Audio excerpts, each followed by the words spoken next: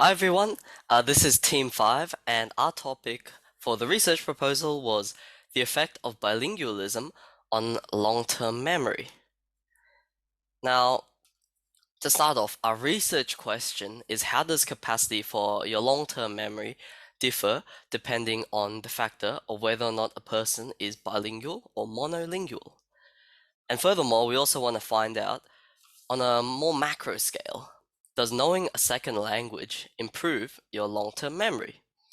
In order to find out more about this pertinent question, our hypothesis is summed up on the screen, as you can see, and I'll expand a bit more on that. So, our hypothesis is that if teenagers aged 13 to 16 years old are asked to memorize different sets of information through verbal, so words, and non-verbal, so picture techniques, through both rote memorization and narrative memorization over a long-term period that we're defining as 3 weeks, then bilingual children will not only outperform monolingual students in the initial amount of information memorized, so working memory, and they will also have a higher average rate of retention and also comprehension than monolingual counterparts in verbal memorization with both methods, but we're especially looking for a greater difference in the narrative method. However, we're also thinking that they will not display significantly different rates of retention in terms of nonverbal memory, and that's regardless of technique, because language deals with verbal communication and not visual processing.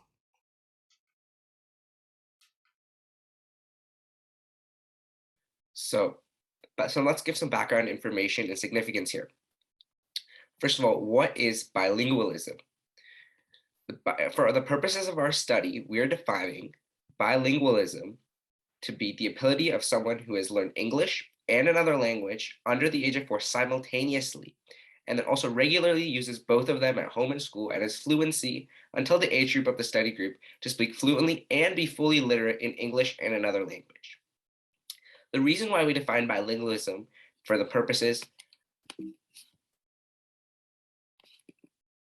The reason why we define bilingualism for the purpose of our study to be people who learn English and another language under the age of 4 is because we want to take out factors that influence their relationship with the language, determining whether, in terms of when they learn the language. For example, people that learned another language at school, which they would go to after the age of 4, are going to have a much different relationship with the language, and the connections that are going to be formed in their brain are going to be a little bit different than if they were to learn it at the same time as the other language. So by making sure that they learn both of the language at the same time from birth, we're ensuring that their relationship with the language is the same.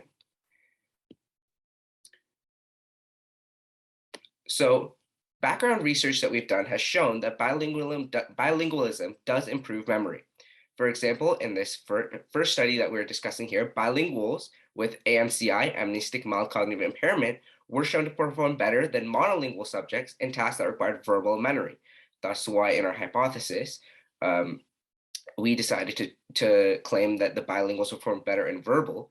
But then also in this study, they observed no observed advantage over modeling participants in nonverbal tasks. We've also found a few other studies supporting this claim, such as one that found that bilinguals with no neurological disorders performed better in working memory tasks than monolingual subjects, or that they showed cognitive gains in verbal working memory tests. Overall, bilingualism is definitely shown to improve certain aspects of working memory, if not all aspects. Other cognitive benefits of bilingualism have been shown, such as better ability to focus attention, slower rates of mental decline, better problem solving skills, and creative thinking as well. So in this study, we're comparing rote and narrative memorization and seeing the differences in memory retention with bilinguals and monolinguals with these two different techniques. We're defining rote memorization as the repetition of a sequence, learning things by reading that sequence again and again and going over and over again in your head. On the other hand, we also have narrative memorization, which is the retelling of a sequence, learning it by understanding the story behind it. For example, understanding something through reading a story that has it. We're also comparing verbal and nonverbal learning. Verbal learning is going to be the study of and of words, whereas nonverbal learning is going to be learning of memorization of pictures. We're also comparing short-term and long-term memory. Short-term memory is going to be defined as a storage of information for extremely short periods of time, or around 15 to 30 seconds. Then working memory is a subset of short-term memory that is going to work with not only the storage of the memory, but also the manipulation of that information. We're also comparing, the main part of this experiment is comparing long-term memory, which is storage of information for long periods of time.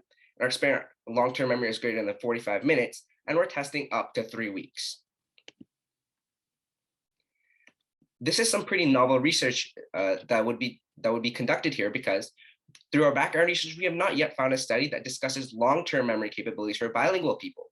While many studies have been conducted about the differences in short-term memory between bilingual and monolingual people, not much has been comparing, not much has looked at the long-term memory associations. We're also distinguishing between rote and narrative memory capabilities. These different techniques could have a very interesting effect on the way that bilingual people retain information compared to monolingual people. So a study like this would contribute a lot of vital information to both the education and scientific community.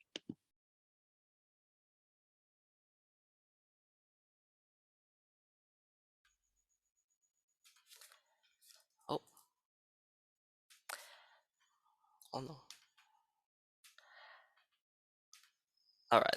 Hopefully all of you can go back and see the presentation now. In terms of significance of this experiment, education is a very important implication. First of all, more than half the population of the world is bilingual, including all of our team members, which was a really exciting fact, actually. We know that approximately 20% of the population of the US and also Canada speak a language that's not English, or language other than English. And in addition, in continents like Europe, which can be seen to have higher diversity in languages or higher linguistical diversity, we also know that the prevalence is higher, up to 56% actually, so they're very bilingual. Now, memory, as we all know, is integral to our lives both in personal, academic, and professional roles as well. And we believe that having good memory skills is a vital factor if you want to succeed in any environment. Finally, we also believe that having results for this study will impact several populations, including parents who are considering raising bilingual children, educators who teach primarily bilingual populations, which is very common nowadays, and also want to help their students learn best by adapting to bilingual learning styles and minimizing education disparities, which, as you all know, is very important as education is the great equalizer, right? Furthermore, we also have bilingual students like ourselves who want to harness our unique skills in order to succeed in work and also in school.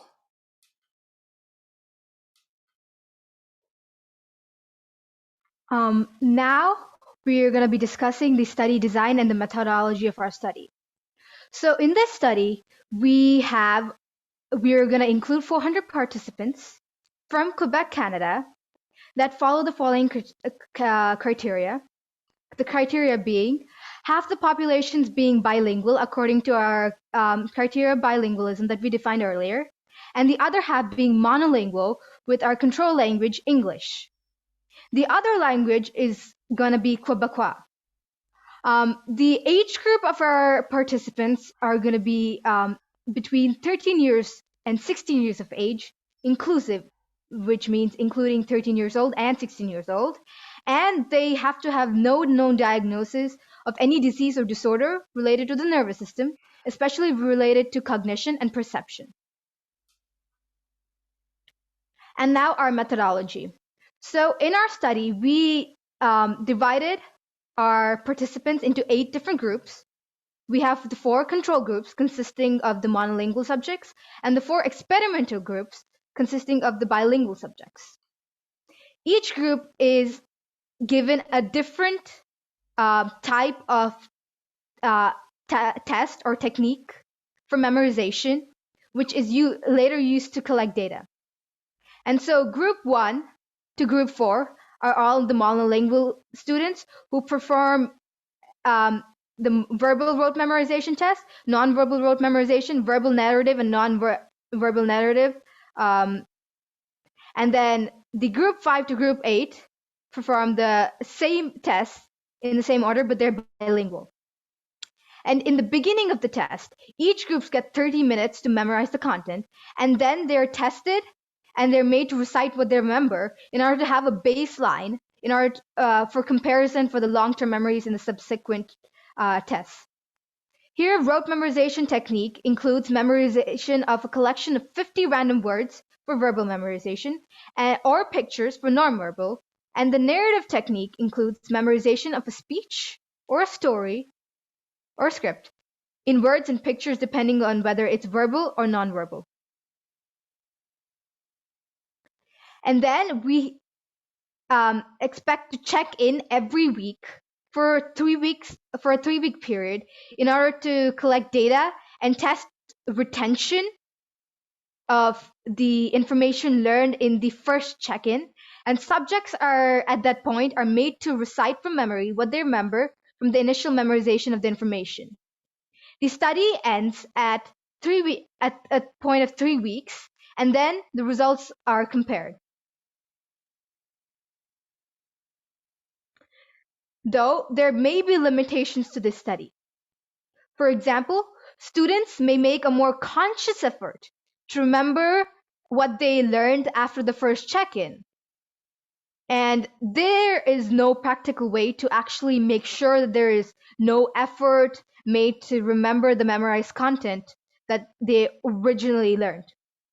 And we shouldn't do this because in a more education setting and a school-related setting, preventing people from actively studying and learning content will actually hinder their progress and hinder their retention. And in practicality, learning environments may actually switch between rote and narrative memorization techniques really quickly. And this study is limited because it only measures these two separately and does not test a combination of both techniques at the same time. So now that we've got all our parameters set up, how do we measure our data? How do we accept or reject our hypothesis? Well, great, I'm glad you asked, because now we have this amazing table that has set up all of our different learning groups and categories. And on the y-axis, you see the amount of time elapsed since the initial reading. So if we go on to the next slide, we can apply our assumptions from the original hypothesis onto this data numerically. We expect for bilingual students to outperform monolingual students in the verbal categories, but not the nonverbal categories. We expect the bilingual difference between the rote and narrative verbal categories to be higher than the rote verbal and narrative verbal monolingual categories. And we also expect bilingual students to have a higher rate of retention of the verbal categories than the nonverbal categories. And so if you look below that, I've expressed the same things, but in a more mathematical manner that we can apply to our data cells once we have the results. So now we are moving on to our ethical, legal, and social considerations. So what are the social and legal implications of this experiment? Well, students are rarely ever purely monolingual or purely bilingual in countries with a non-English second language because they may be exposed to other languages through peers and media. And there is still a relatively large range of bilingualism outside of our specific parameters. However, we did limit it to make our study results more accurate. And lastly, it is important to remember that bilingual peers may come from a different socioeconomic background than their monolingual counterparts, which can affect their prior education and ability to remember knowledge over time. The result of the study may also affect parents' decision on whether or not to raise their children as bilingual. However, more people could be inclined to learn a second language, which could accelerate globalization and improve intercultural empathy. And the education system may be possibly adjusted to the focus on the LOTE education system from birth, which is where you learn English and another language. Well, what are the ethical considerations of this experiment? First of all, our study is non-invasive, so that's that. And we also want to consider the effect on it of bilingualism. Adverse results may cause bilingualism to be looked down upon or undermine bilinguals' self-confidence. In that case, though, it's important to remember learning is more than just memorization, and there are a lot of benefits other than memory for bilingualism. So that concludes our presentation. We hope you liked it. We want to give a few shout outs. Shout out to Zami Abdallah. She's our team member who wasn't here today. Shout out to our amazing team lead, Elena, who put us in the right direction. Shout out to Dr. Shook, who was actually the inspiration for this study. He was like, wow, it would be so amazing if people could have that long-term retention. So he's what actually inspired us. Shout out to Dr. G, and shout out to everybody at Leadership Initiatives and our amazing teammates. With that, do you have any questions? Overall, it was just wonderful. I mean, the overall content was good. The focus was wonderful. The depth, I particularly like the mixed method of utilizing qualitative variables together with some form of quantification. And that really took it to the next level, because I think what you're able to do there is make that step and create not just some ordinal ideas, what might be better than the other, but how much better and what are the domains of better improvement or perhaps even no effect. So that's excellent. The other thing was that as a non-invasive study, the beauty of that is it's rapidly repetitive. So there aren't a lot of necessary contingencies that have to be established over and above those necessary to execute the method that you defined and defined so well. I think each of you did a wonderful job in presenting each one of the subcomponents of the method, and that together what that really created was a cohesive research orientation and plan that I think is, number one, actually executable. I mean, you could really do this. And number two, I agree with your conclusion that this may have particular ethical, legal, and social implications, not only for bilingualism and learning and memory in adolescence, but also in the acquisition of a second language or perhaps yet another language later in life, so as to be able to facilitate ongoing memory development, expansion, and sustainability. And those individuals who may have a whole host of potential cognitive insults, threats, and even those just want to remain cognitively sharp. So overall, bravo and brava to each and all of you. Very, very well done. Joe DeFranco, over to you, sir. Yeah, this is an outstanding presentation. The first thing I thought of was the idea, automatically fundable. But then as Dr. G said, when you went into the methodology, it got just, the idea got richer and richer. And my mind is exploding with potential ideas that you can subsequently do. The first thing I had in mind was, I'm getting a lot of echo, somebody's mic. So the first idea I had is you're comparing English and French Canadian. I mean, you could then compare that bilingual cohort to another bilingual cohort that has, for example, an Eastern and a Western language combined, and see the difference between the two and how knowing two different languages from two completely different cultures affects long-term memory. So I think especially with the study being only 3 weeks long, I think you can do a ton of different, you can change the conditions, change the variables, and really, learn a lot from this. So bravo. Eleanor Thompson, why don't we go on over to you? Well, I know what you're thinking. I grew up in Canada. I grew up as an English-speaking child who learned French in school, and I found this very interesting. I know one of the big issues in Canadian politics is the inability of the French-speaking, the Quebecois, and the English-speaking, what they call T-Rock, the rest of Canada, to get along. And it's based on not only communication, but the cultural differences. So I found that part fascinating.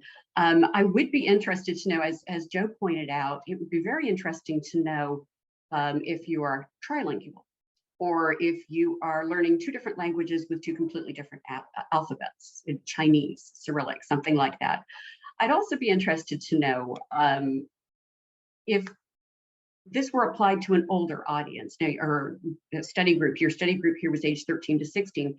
Are there differences in adults who learn languages voluntarily as an adult versus children who grow up learning languages, whether the learning is innate, they just grow up with English and French speaking parents, as some of my own family members have done, or if they are voluntarily learning a language, or if, like me as a child, it's being forced upon you. You're told you must learn French if you're English speaking. all things that would be really interesting ways to expand this study. Overall, I thought this was extremely well presented. It was very well organized. Ria, particularly, I'd like to call out, I think you have a future as a TV host. That was very compelling the way you presented. And I also just wanted to point out and again, I think Joe touched on this, how important this is, this concept of globalization and the ever shrinking world, that not only understanding each other culturally, but linguistically, I think is very important. So a very timely subject, extremely well done. Thank you very much. Sherry, what did you think about this? Not only the presentation, but the graphics and its overall sort of demonstration, not just in content, but sort of in form. Over to you. I think it was very well done. As everybody's already said, it was very well structured. It had a very clear logical flow. The design of the slides was very easy to look at. I would have liked to see a little bit more use of bullet points with a little bit less text on the slides, but because sometimes they're a little bit tricky to read quickly as you were going through, but it was very well organized. I liked the use of your images. It was good to see the attribution of the source on the image. I'd like to see a little bit more supportive of the points you were making, because those points were amazing, and a little bit less decorative. But overall, I loved the way you guys put it all together. It was very confident, clear, not only in your presentation, but in the actual graphic representation, and very engaging overall.